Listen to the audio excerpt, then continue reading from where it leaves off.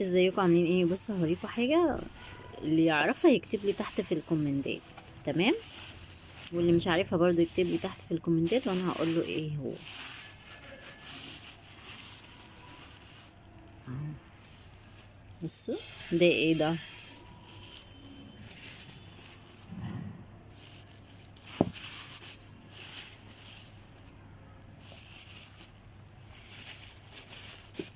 هسهلها لكم شويه. انا جايبه ربع كيلو ب3.5.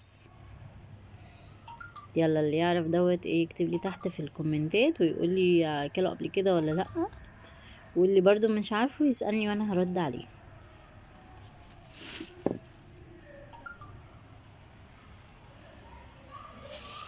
بصوا النعناع روعه ما شاء الله. دي المشتريات بتاعتنا النهارده: بطاطس، طماطم، فلفل رومي عشان هنعمل محشي، بزلة، جبنة فول، يعني جبنة ولا فول؟ خضرة محشي.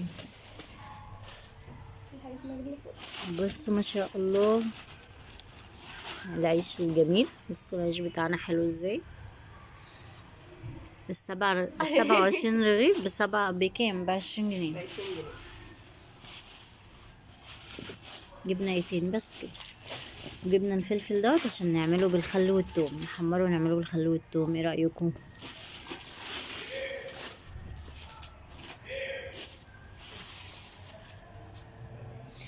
يلا اعملوا لايك للفيديو وكومنت حلو كده، واشتركوا معانا في الصفحة او في القناة على حسب ما هتشوفوا الفيديو ده فيه.